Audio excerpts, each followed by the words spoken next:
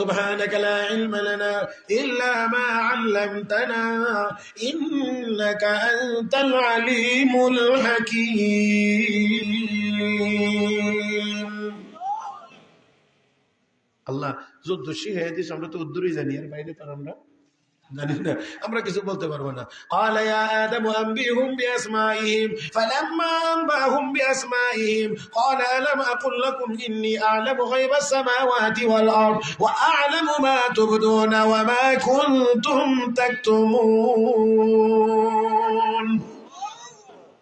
এবার আদম আলাইহিস সালাম রেখো, হে আদম তুমি জিনিসগুলোর নাম বলে দাও। মুফাসসিরিন ইকরাম লেখেন আদম আলাইহিস সালাতু ওয়াস সালাম এবার নাম বলা শুরু করছেন, এমন বলছেন কিয়ামত পর্যন্ত যত জিনিস, যত শিল্প ইন্ডাস্ট্রি ফ্যাক্টরিতে তৈরি হবে বানাইবে, এইগুলোর নাম আদম আলাইহিস সালাম বলতে শুরু করে দিয়েছেন, সব বলে দিয়েছেন। এই জন্য মুফাসসিরিন ইকরাম লেখেন যে মানুষ শ্রেষ্ঠ কেন? মানুষের মধ্যে এলেম আছে, এলেমের কারণে মানুষ দামি, এলেমের কারণে মানুষ দামি। মুহতারাম হাজরিন, যদি আমার এতটুকু কথা বুঝে থাকেন তাহলে সবাই একটু আমার দিকে তাকান, একদম আমার দিক, আমার দিক, ডাইন বাম নাই, এদিক ওদিক নাই, একটু আমার দিক তাকান। মানুষ দামি এলেমের কারণে। কি সেই এলেম? সেটা হলো কোরআন ও হাদিসের এলেম। আস্তে, আরেকটু আস্তে কোন, যাতে দূরের মানুষের না শুনে, আরেকটু আস্তে কোন। হ্যাঁ, কোরআন ও হাদিসের এলেম যার ভিতরে, ওই লোকটা দামি। কোরআন হাদিসের এলেম নাই, হাজারো দুনিয়ার এলেম তার ভিতরে আছে, ওই লোকটা দামি হইতে পারে না। কারণ আপনারা একেবারে স্পষ্ট আমি বলতে পারি, মসজিদের ইমামের বেতন কম হয়, বেতন কম দিয়েই চলে, কিন্তু চুরিও করে না, ডাকাতিও করে না, দুর্নীতিও করে না, সুদও খায় না, ঘুষও খায় না। আবার যারা বড় বড় লেখাপড়া করে, বড় শিক্ষিত হয়ে বড় বড় চাকরি করে, আমার ভাইয়েরা যত টাকা বেতন পায় এর চেয়ে কয়েকশো গুণ বেশি টাকা ঘুষ খা, চুরি করে মাইরা দেয় টাকা। কোরআন ও হাদিসের এলেম যাদের ভিতরে, তারা কম দামি না বেশি দামি? কথা কয় না, বেশি দামি। আচ্ছা, এই যে মনে করেন এই সোফাটা দামি কাঠ দিয়ে বানানো, এর চেয়ে আরো কম দামি কাঠ দিয়ে যদি রিয়াল বানায়, আপনারা কি করেন রে? রিয়াল বানায়, তাহলে এই এটার চাইতে ওই রিয়ালের দাম কম না বেশি? একটা কাপড় দিয়ে আপনারা কোন বস্তনি বানা, বস্তনি না, আমরা বলি গিলাফ, তো গিলাফ বলেন আর বস্তনি বলেন, ও একেবারে কম দামি একটা কাপড় দিয়ে একটা বস্তনি বানায়া কোরআন শরীফ এটার ভিতরে রাখার কারণে কাপড় কম দামি না বেশি দামি?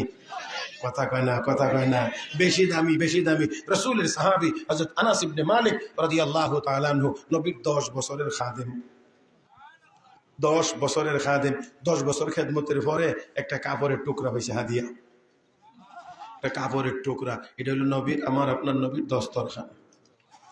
কি কি দস্তরখানা? এই দস্তরখানা হাদিয়া হয়েছে, যত্ন করে রাখেন, যত্ন করে রাখেন, নিজে ব্যবহার করেন না। মেহমান আসলে কেবলমাত্র মেহমান খাওয়ানোর সময় এটা বিছাইয়া তারপরে খাওয়ান। একটু ময়লা হইলে আপনারা, কাপড় তো ময়লা হইলে পানি দিয়া সাবান দিয়া ধুন, পরিষ্কার হয়, এটা আমরা করি। কিন্তু হযরত আনাস বলেন, আমি এই কাপড়টাকে আর সাবান পানি দিয়ে ধুই না, বিশেষ পদ্ধতিতে আগুনের মধ্যে নিয়ে ধরি, জ্বলন্ত আগুনে, আগুনের মধ্যে ধরলে আগুনে আর এটা জ্বালায় না, আগুনে ওয়াশ করে পরিষ্কার করে, ময়লাটা পরিষ্কার করে কাপড়টা আমার ফেরত দেয়। আর আসতে কর না। কওমে গফতান এই সাহাবী আজিজ, কওমে গফতান এই সাহাবী আজিজ মিন সুজাদ ওয়া মুনক্কা গাশতেনিস। ও নবীর সাহাবী, বুঝতে পারলাম না, কাপড় তো আগুনের মধ্যে দিলে আগুনে জ্বালায়া দেয়, আগুনে জ্বালায়া দেয়, কিন্তু তোমার কাপড় দেখি আগুনে ওয়াশ করে দেয়, পরিষ্কার করে দেয়, জ্বালায় না। নবীর সাহাবী হযরত আনাস ইবনে মালিক রাদিয়াল্লাহু তাআলা আনহু বলেন, হযরত আনাস ইবনে মালিক রাদিয়াল্লাহু তাআলা আনহু বলেন, ও মেহমানেরা শুনেন, শুনেন, শুনেন, এটা সাধারণ কোনো কাপড় না, এটা আমার নবীর ব্যবহৃত দস্তরখান। আমি মাঝে মধ্যে দেখতাম বিশ্ব নবী এই কাপড়ের কোনা দিয়ে আঙ্গুল পেঁচাইয়া নবীর ঠোঁট মুবারক মুছতেন। এই জন্য আমার বিশ্বাস হয়ে গিয়েছে বিশ্ব নবীর সাথে যে কাপড়ের টুকরার সম্পর্ক হয়ে গেছে, এই কাপড়ের টুকরা দুনিয়ার কোনো আগুন জ্বালাইতে পারে না। মাওলানা জালালউদ্দিন রুমি রাহমাতুল্লাহি আলাইহি বলেন, রে দুনিয়ার মানুষ, নবীর সাথে সম্পর্ক হওয়ার কারণে এই কাপড়ের টুকরা যদি আগুনে জ্বলে না, তাহলে যেই মানুষের সম্পর্ক হবে কোরআনের সাথে, যেই মানুষের সম্পর্ক হবে আমার নবীর সুন্নতের সাথে, ওই মানুষগুলোকে জাহান্নামের আগুন কোনোদিন জ্বালাইতে পারবে না। জোরে কন। ব্যাস ব্যাস, বলছিলাম মুসা আলাইহিস সালামের নাম শুনছেন নি আপনারা? মুসা আলাইহিস সালাতু ওয়াস সালাম, মুসা আলাইহিস সালাম তুর পাহাড়ে গেছেন। কার সাথে কথা কও? কার সাথে? মুসা আলাইহিস সালাম তুর পাহাড়ে যান, তো হাতের মধ্যে লাঠি আছে, তো আল্লাহ দেখেন না যে লাঠি? আল্লাহ তারপরে জিজ্ঞেস করেন, ওমা তিলকা বিয়ামিনিকা ইয়া মুসা, হে মুসা তোমার ডান হাতে কি? আল্লাহ দেখেন না লাঠি? কিন্তু এরপরেও একটু ব্যাপার আছে। ওই যে আমরা যে ছাত্র ছিলাম, তো কেউ যদি নতুন পাঞ্জাবি পরে ক্লাসে গেছে, নতুন জামা পরে, তো ফাঁসে যেটা বসে এটা এমনি ধরে চামড়া শুদ্ধা সিমটি দিয়ে ধরে, কত এটা কি রে, দেখেন এটা পাঞ্জাবি। আমি তো হুজুরে দিতাম পারছি না, কথা বলছেন না, জামা হইতো আর তো কিছু না, জামা একটা সিমটি দিয়ে, এটা কি রে? এটা আসলে কেন দেয়? মহব্বতের কারণে। মহব্বতের কারণে। যারে সিমটি দিয়ে জিজ্ঞাসা দোস্ত এটা কি রে, ও চান্স হয়ে গেছে, কয়টা বড় ভাই সাহেব লন্ডন থেকে হটাইছে, অমুকান থেকে সিলাইছি, তমুকান থেকে ইয়া করছি, এরপরে গায়ে দিলে খুব আরাম লাগে, ফিটিংটা কি সুন্দর। মাহের নিয়ে এত কথা জিজ্ঞাসা এটা কি রে, কথা বলছেন না? তো ওই যে জিজ্ঞাসা যেমনি যে স্টাইলে হে উত্তরও দিছে ওই স্টাইলে। তো আল্লাহ তো দেখেন জানেন মুসা নবীর হাতে কি, তারপরে জিজ্ঞেস করেন ও মুসা তোমার ডান হাতে কি? মুসা আলাইহিস সালাম চান্স হয়ে গেছে। আল্লাহ আপনারা কেমনে বুঝাইতাম তাহলে? আর একটু একটু অন্যদিকে নেই, রাত্র 1টা 2টা, বালিশের কোনার মধ্যে মোবাইল শরীফ, নাউজুবিল্লাহ কর কি আছে হুজুর?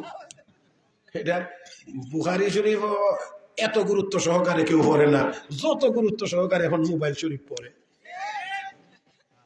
যুবকেরা যত সময় এখন এই মোবাইলের মধ্যে দেয়, এতটা সময় যদি আল্লাহর কোরআনের পিছনে দিত, তাহলে এই যুগের এক একজন ইমাম গাজালি হয়ে যেত। ঘন্টার ঘন্টা সময় যায় মোবাইলের পিছনে, কিন্তু সূরা ফাতিহা ঠিক করার জন্য 5টা মিনিট সময় হুজুরের কাছে দেওয়ার নসিব হয় না। তো মোবাইলে মিস কল কত দূর?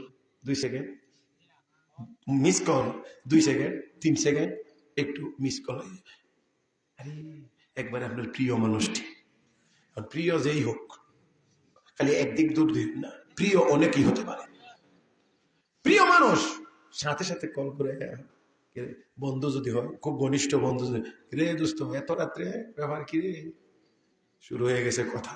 দেখা গেছে এই যে কথা শুরু হয়েছে 10 মিনিট 15 মিনিট 20 মিনিট আধা ঘন্টাও যায়, ঘন্টা কেনা।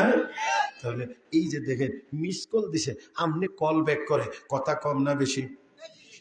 মিস কল ছোট, জবাব বেশি। তো আল্লাহ মুসা আলাইহিস সালামকে জিজ্ঞা, ও মুসা তোমার ডান হাতে কি? এটাও যেন আল্লাহ একটা মিস কল দিছেন। কথা কয় না রে, বুঝাইতে পারছি না মনে হয়। একবার আপনার যন্ত্রটা দিয়ে আর যদি না বুঝাইতে পারি, তো এর চেয়ে বড় ব্যর্থতা আর আমার হইতে পারে না। মহতারা বাজে, আল্লাহ একটু মিস কল দিয়েছেন কি, ওমা তিলকা বিয়ামিনিকা ইয়া মুসা, হে মুসা তোমার ডান হাতে কি? মিস কল পাইয়া পয়গম্বর এবার কল ব্যাক করে বলেন, হিয়া সাই আতাওয়াক্কালু আলাইহা ওয়া আহুশু বিহা আলা গনামি ওয়া লিয়া ফিহা মাআরিব উখরা। আর জোরে কান আল্লাহর পয়গম্বর তিনি এবার জবাব দিয়ে কোন মালিক এটা আমার লাঠি, বেগ দিয়া হাঁটি, গাছ থেকে পাতা পায়রা ছাগল রে খাওয়াই, আরো অন্যান্য কাম করি। আল্লাহ নিয়ে এত কথা জিজ্ঞেসিলেন, এত কথা জিজ্ঞেসিলেন। মুসা আলাইহিস সালামকে আল্লাহ মিস কল দিয়েছেন। আপনার প্রিয় মানুষ মিস কল দিলে আপনি যদি কল ব্যাক করে কথা লম্বা হতে পারে, মুসা নবী আল্লাহর সাথে কথা বলতে কি লম্বা কথা বলতে পারেন না? পারেন না। এ বন্ধু একটু ভালো করে খেয়াল করো, আল্লাহ রাব্বুল আলামিনের জন্য মুসা আলাইহিস সালাম পাগল, মুসা নবী আশিক, আল্লাহ হলেন মাশুক। মাশুকের সাথে কথা বলতে আশিকের বেমজা না মজা? বুঝে না রে, বুঝে না, বুঝে না, এখনো বুঝে না। মাশূকের সাথে কথা বলতে আশিকের বেমজা না মজা। মিয়ানে সে মাশূক চেরা বুঝিস কেরামান কাতিবিরা হাম খবর নেই। ও মুসলমান, আমি আপনাদের এই ওই লাইনে নিয়ে যাইতে চাই না, ওই লাইনে নিয়ে যাইতে চাই না। তবে কিতাবের মধ্যে অনেক অনেক কিছু লেখা আছে, লেখা আছে। এক বেচারা তার কেমনে করতে প্রেমিকারে ধরেন না, এটা করলে তো আপনারা একটু ভালো মজা পান আর কি। প্রেমিকারে লক্ষ্য করে বলতেছে, আগার খাম কেরাজে দিল বগুয়াম জানমিয়াবাম, আগার খাম কেরাজে দিল বগুয়াম জানমিয়াবাম, अगर जाए शवाद पैदा तोरा तन्हा नमियाबम, अगर याबम तोरा तन्हा वो जाए हम शवाद पैदा जे शादी गम कुनम खुदरा वमन खुदरा नमियाबम। আল্লাহ, প্রেমিক প্রেমিকারে কয় তোমার সাথে আমার কিছু কথা ছিল, কিন্তু কথা কইবার লাগে তো জায়গা হই না। কথা বুঝেন না? কথা কইবার জায়গা হয় না। জায়গা যদি হয় না তো তোমার আবার একলা হয় না।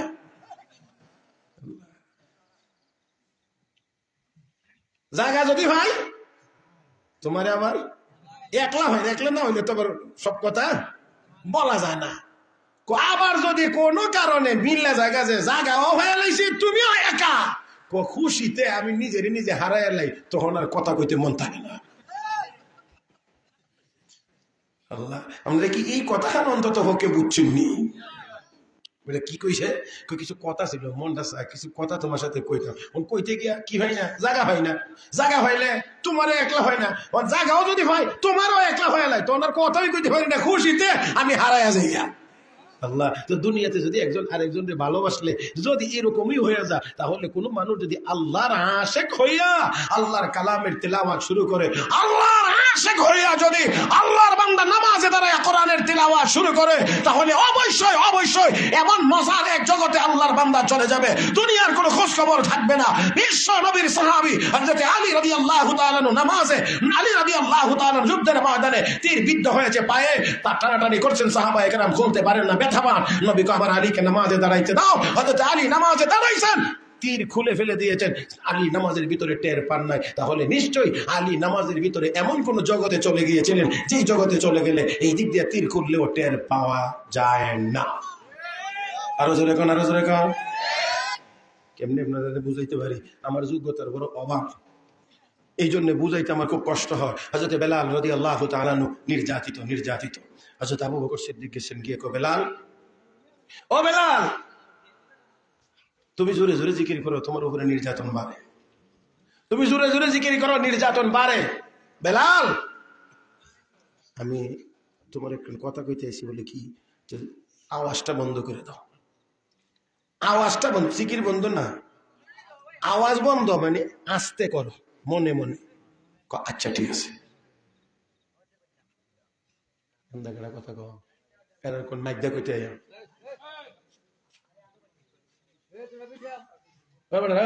মাইক দিয়া কয়া, বাস একটা মজলিস জমাইতে একটু কষ্ট লাগে। আপনারা এই মাজমাটা এখন একটু আগে এটা ছিল না, আলহামদুলিল্লাহ এখন সুন্দর হয়েছে। এটা সুন্দর থাকুক, এটা আমরা সবাই চাই না? সব কাজের জন্য একটা পরিবেশের দরকার হয়, আর আমি এই পরিবেশটা যতক্ষণ না আসে ততক্ষণ পর্যন্ত পারি না। আর আমার এই পরিবেশের মাঝখানে কেউ কথা বলবে, একটু ডিস্টার্ব করবে, এটাও আমি সহ্য করতে পারি না। আমি ওয়াজের ভিতরে চাও খাই না, এটাও আমার কাছে ডিস্টার্ব। এই জন্যে আর হইলে আপনাদের সাথে আমি ফুরাইয়া লুছি, কইলাম শুকাইয়া লুছি, শুকাই আবার টাকা লুছি না, শুকাইয়া লুছি যে যতক্ষণ চলবে চলার মতো চলবে। এটা কি মনে আছে আপনারা? ওই এটা চুক্তির কথা মনে রেখে, কি জানি কইতে মাছিলাম, বেলাল, জি বেলাল, আস্তে জিকির করো। আস্তে জিকির করলেও আল্লাহ শুনেন। আচ্ছা ঠিক আছে, আস্তে, আওয়াজ বড় হয়ে গেছে। আবার গেছেন আবু বকর সিদ্দিক, বেলাল তোমাকে না বলছি জিকির আস্তে করো, তোমার উপরে নির্যাতন বাড়ে, তো তুমি আস্তে জিকির করো। আচ্ছা ঠিক আছে, আস্তে। কতক্ষণ পরে আবার আওয়াজ বড় হয়ে গেছে। হযরত আবু বকর সিদ্দিক আবার গেলেন, গিয়ে বলেন বেলাল জিকির আস্তে করো। ঠিক আছে, আস্তে, আওয়াজ বড় হয়ে গেছে।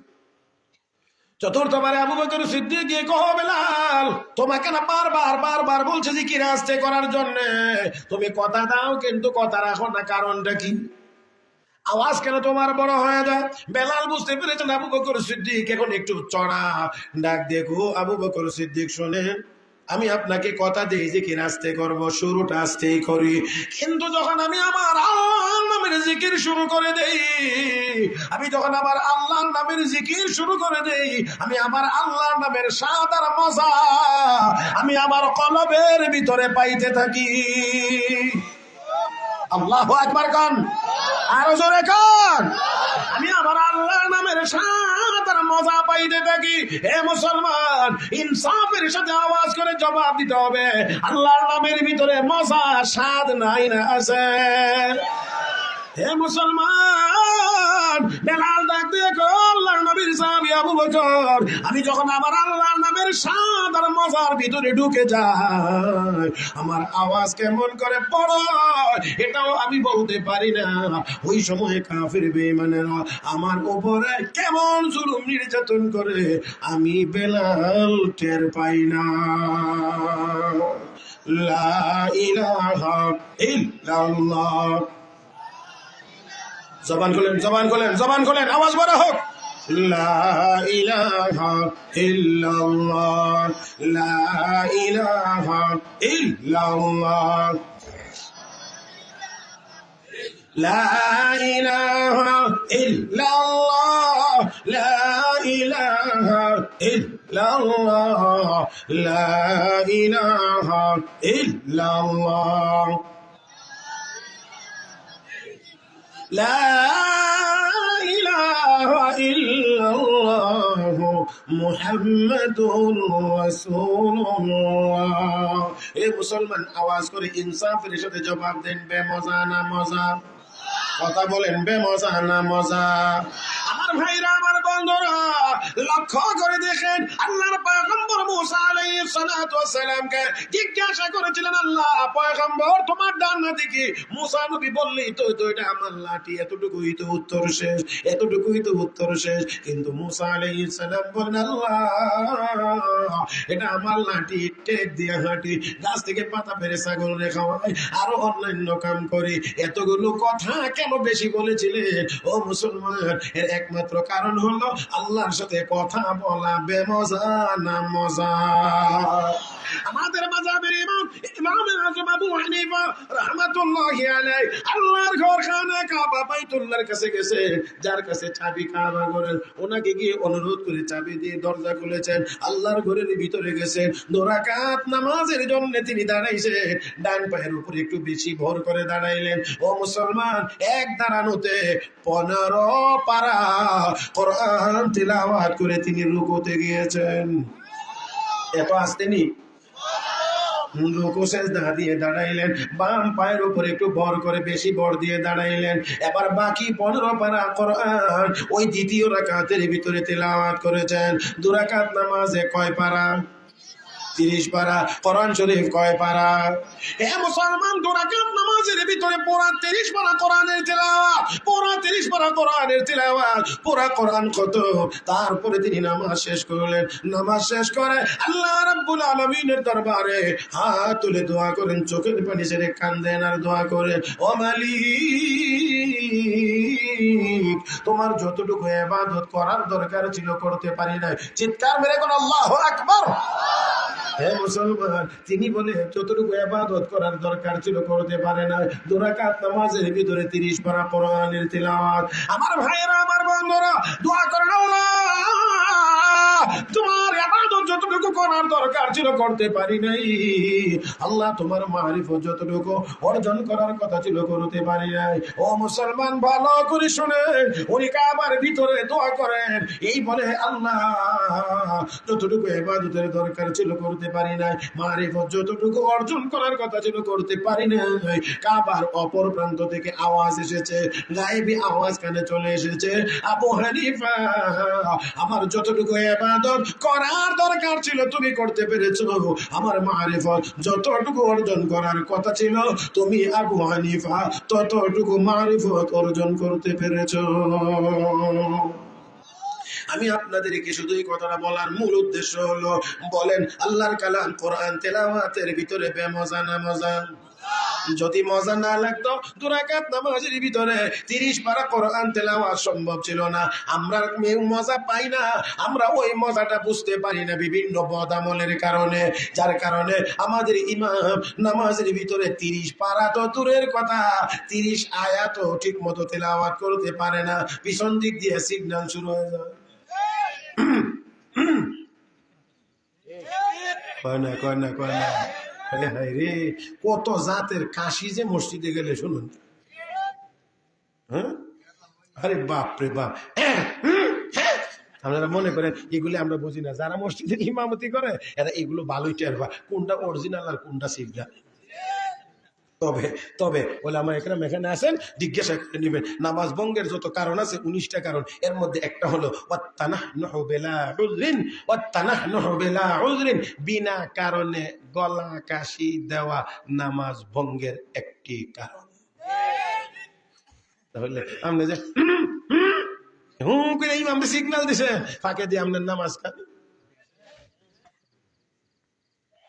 কষ্ট হইতেছে না? হ্যাঁ, কষ্ট হইতেছে না? আল্লাহ আপনাদেরকে আল্লাহ কবুল করুন, মঞ্জুর করুন। জোরে বলি আমিন, আরো জোরে বলি আমিন। তো আল্লাহর সাথে কথা বলা বেমজা না মজা? বেমজা না মজা? কমে না বাড়ে? এই জন্যে যারা নামাজে দাঁড়ায় কোরআনের তেলাওয়াত করে, মুসলমান এদের যখন মজার মধ্যে পড়ে যায়, কোন দিক দিয়ে কোরআন শরীফ খতম হয়ে যায় এটা ওঠে না, রাত কোন দিক দিয়ে পার হয়ে যায় তাও বলতে পারে না মুসলমান। কিন্তু সেই কোরআন সেই নামাজ তো আজও আছে, কিন্তু আমরা মজা পাই না। আমরার যুবকেরা, আমরার মুসলমানেরা, কি যুবকেরা শুধু মুরব্বীরা কইলিকার ভুল হইব, টেলিভিশনের সামনে গিয়েছে বইয়ে থাকে আর উঠতে না চার দোকানে। হায় হায়, আক্ষেপ, খুবই আফসোস লাগে যে আমরা কোথায় আছি, কোথায় গিয়ে পৌঁছে গিয়েছি। তাই আসুন আজকে থেকে এখান থেকে নিয়ত হোক, আমি আপনি সবাই আমরা কোরআনের সাথে সম্পর্ক লাগাইব ইনশাআল্লাহ। একটু একটু করে হলেও কোরআনের তেলাওয়াত করব, বলেন ইনশাআল্লাহ সবাই। বলে হুজুর আমি তো বড় বড় সূরা জানি না, বড় বড় সূরা আমি পারি না। আমি বলবো ছোটটা পারো, এটাই বলবো। কুল হু আল্লাহ সূরা জানে না, এটা তো কেউ এরকম কোনো মুসলমান তো হয় না। কুল হু আল্লাহু আহাদ আল্লাহুস সামাদ লাম ইয়ালিদ ওয়া লাম ইউলাদ ওয়া লাম ইয়াকুল লাহু কুফুয়ান আহাদ। এই সূরাটা তো মোটামুটি আমাদের সবারই জানা আছে, কি বলেন ঠিক কিনা? হ্যাঁ, শুদ্ধ কিছু অশুদ্ধের ব্যাপার স্যাপার আছে, যে অশুদ্ধটা আছে এটাকে শুদ্ধ করে নেব ইনশাআল্লাহ। এই সূরাটা যদি জানা থাকে, এই সূরাটা 3 বার পড়লে তো 1 খতম কোরআনের সওয়াব আল্লাহ আমল নামায় দান করেন।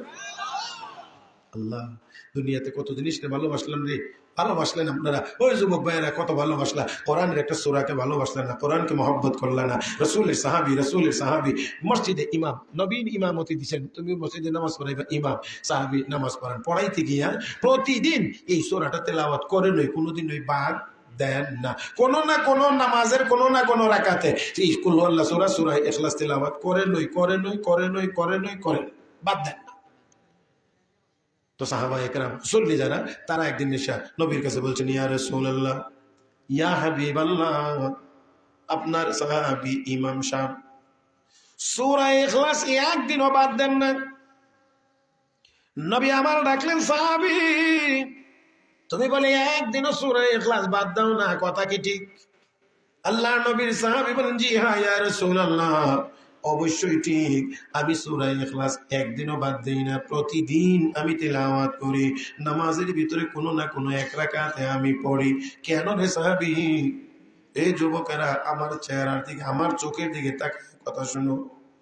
কেন সাহাবী একদিনও বাদ দাও না? সাহাবী বলেন, ইয়া রাসূলুল্লাহ, ইন্নী উহিব্বু হাযিহিস সূরা, ওগো নবী, কোরআনের এই সূরাটাকে আমি বেশি মহব্বত করি, কোরআনের এই সূরাটাকে আমি বেশি ভালোবাসি।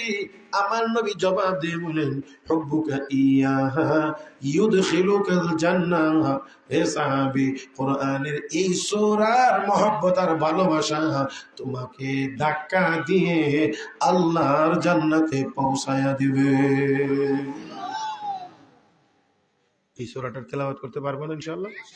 সবাই পারবো? সবাই পারবো? আল্লাহ তুমি সবাইকে তৌফিক দাও, আল্লাহ তুমি সবাইকে তৌফিক দাও, আল্লাহ তুমি সবাইকে তৌফিক দাও। আল্লাহু আকবার, আল্লাহু আকবার। দেখেন আল্লাহর নবীর সামনে এক বেটা গিয়ে খো মোহাম্মদ জোরে কোন সাল্লাল্লাহু আলাইহি ওয়াসাল্লাম। আমরা বলে কি গীত টিত গান, গীত বুঝেননি আপনারা, জানি না আমি গান গীত। আমরা বলে কি গীত টিত গান, একটু আমার একটু গীত গায়ে শোনাই না। আল্লাহ রাসূল কয় বেটা আমি গীত টিত কই পাবো, আমি তো আল্লাহর কোরআন করে শোনাই। আচ্ছা ঠিক আছে, যেটা আপনার কাছে আসে আপনার ভোর পরে যেটা না ছিল এটাই আমার ভোর একটু শোনান। তো নবী কয় এই মাত্র এই মুহূর্তে একটা সূরা নাযিল হইছে, এটাই তোমারে ভোরে শোনাই। নবী সূরা ইখলাস রে পড়ে শোনাইলেন। শোনানো মাত্র বেটা সূরা ইখলাস বুঝছেও কালেমা পড়ে লাইছে। শুধু উত্তর না, বেচারা একলা ওই মিছিল শুরু করে দিছে। কোরআন শরীফের এই সূরা পায়া খুশিতে, বুঝতে পাইরা খুশিতে বেড়া একা একা মিছিল করে। কি কয় জানেননি? নি'মাল ইলাহু ইলাহুনা, নি'মাল ইলাহু ইলাহ। এখনের মতো আবার মার্কার মিছিল না কইলাম, কথা বুঝছেন না? হ্যাঁ, নি'মাল ইলাহু ইলাহুনা, নি'মাল ইলাহু ইলাহুনা। আমার আল্লাহ কতই না উত্তম, আমাদের আল্লাহ কতই না উত্তম। ইয়াকবালুল ইয়াসির ওয়া ইউতিল জাজিল, নেন কম দেন বেশি। দেখছেন স্লোগান কত সুন্দর। নি'মাল ইলাহু ইলাহুনা, নি'মাল ইলাহু ইলাহুনা। আমাদের আল্লাহ কতই না উত্তম, কতই না ভালো, কতই না ভালো, কতই না ভালো, কতই না দয়ালু, কতই না দয়ালু। ইউতিল জাজিল ওয়া ইয়াকবালুল ইয়াসির, নেন কম দেন বেশি। এই বেচারারই খুশি দেখা, আনন্দ দেখা নবীর এক সাহাবী, শিল্পপতি ধনী মানুষ, নাম হযরত আব্দুর রহমান ইবনে আউফ রাদিয়াল্লাহু তাআলা আনহু, দৌড়ে এসে নবীর কাছে, ইয়া রাসূলুল্লাহ, ও আল্লাহর নবী, এই যে আমার একটা উটনি দেখা যায়, এটা একেবারে গর্ভবতী, এমন টাইম যে কিছু সময় 1-2 দিন, 2-4-5 দিন, 7 দিন, 10 দিন এর ভিতরে এটা বাচ্চা দেব, এমন সময় আইসা পৌঁছেছে। এই আপনার এই যে সাহাবী আল্লাহর কোরআন পায়া এত খুশি হয়েছে, এই জন্য হুজুর আমার মনটা চাইতেছে এই উটটা তার দিয়ে দিতাম। আল্লাহ নবীকে দিয়া লাও, তো দিয়া লাইছে। আল্লাহ রাসূল মুস্কি হাসি দিয়ে কয়, সাহাবী তুমি যে এই কামটা করবা এটা আগেই আমার জিবরাইল জানাইয়া দিয়ে গেছে।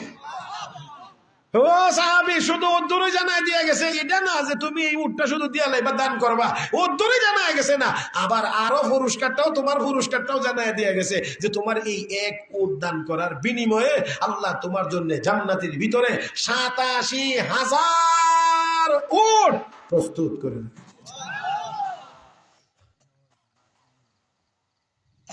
কোরআন শরীফ পড়বো তো ইনশাআল্লাহ। হ্যাঁ, কোরআন পড়লে আল্লাহর সাথে মহব্বত বাড়ে, আল্লাহর সাথে মহব্বত বাড়ে। কারণ কথা কার সাথে হয়? কার সাথে হয়? আল্লাহর সাথে। তেলাওয়াত করেন না, দেখেন না, কোরআন শরীফ পড়ে দেখেন কত মজা।